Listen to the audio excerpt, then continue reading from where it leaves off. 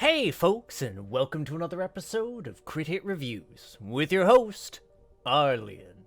On today's episode, I'll be talking about a title that one of my viewers, a big guru, sent in, namely TURBOGUN's brutally difficult retro-styled stealth platformer, Master Spy. But was this title a hit that snuck under the radar, or was it a masterful failure?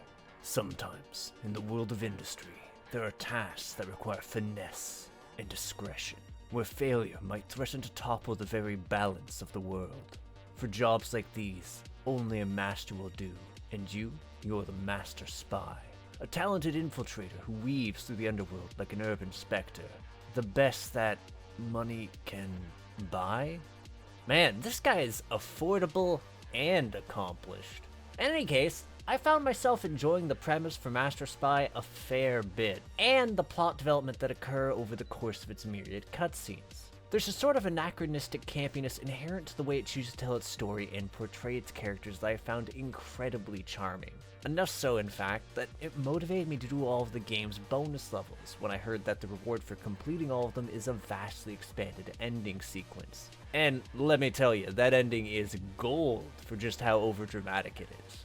Still, if the story brought a delicious serving of cheese to the table, then the gameplay was the meat of my experience, and boy, does it make for a spicy entry. See, Master Spy provides a very retro-flavored experience that tasks players with weaving across its various stages with very little margin for error.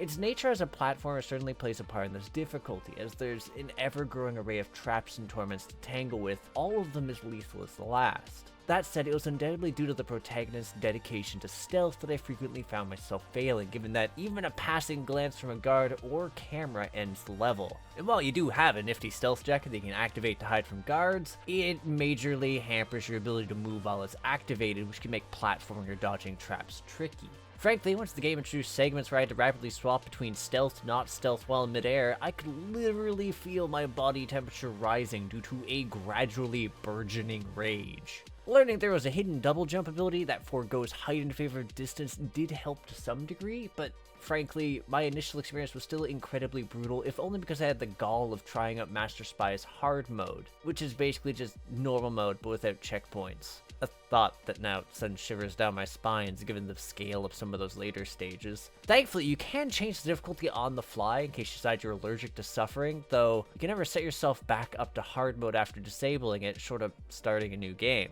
Not that I would. Even with the adjustments to enemies that came with novice mode, I still wound up embracing it given there's remained segments which were so tricky and lengthy that my hands wound up in a clawed grasp about the controller. Especially in those instances where I picked up a checkpoint before I was supposed to and wound up needing to either restart a stage or do some awkward backtracking. Which, speaking of backtracking, I actually found myself replaying the game from scratch when I found out that to get the best ending, you need to do all of its hidden bonus levels in a single run.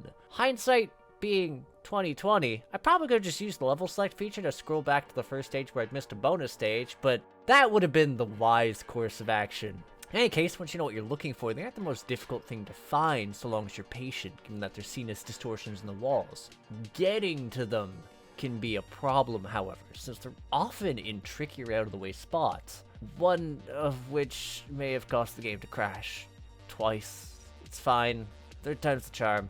Honestly, though, finding them isn't even half the battle, given just how incredibly hard they feel adjacent to the stages they're found inside. Whilst there are a few that weren't complete ball busters, the majority had me at death's door so fast you could have sworn I was a booty call. With the insult to injury coming in the form that doesn't send you back to the start of the bonus stage when you die, no, it sends you to the beginning of the normal stage it's found within. Which is part of why I found myself initially believing I had to clear both the bonus stage and main stage without dying until I reached a checkpoint. Especially since the game doesn't really give you any sort of notification as to whether it saved you clearing the bonus stage. Yes, I'm completely acknowledging that I redid a few like an idiot just to be sure I'd done them right. In any case, I did eventually manage to make my way to the end game, which proceeded to introduce dark stages, and oh my god, I hated this. Remember that part where I said I found an inconvenient checkpoint?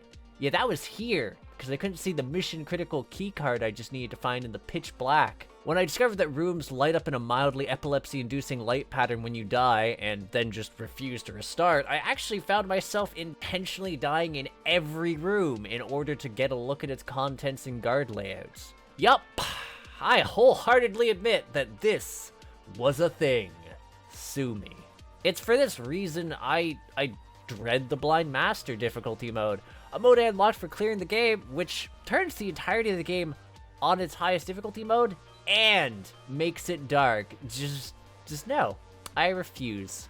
Anyways, that sums up the gameplay, so let's move on to the presentation, and holy crap does this game have it in spades. The overall graphics are slick, and I found myself really digging the various enemies and areas I was skulking my way through. What's more, the story segments told across the various cutscenes are beautifully animated. There's something to its style that made me think of anime from the 70s, and it's just a treat to see. And as for the sound design, Master Spy is stellar I sat down and listened to the soundtrack of the game after playing, and then also introduced some of my friends to the soundtrack because it's so friggin' rad kind of way.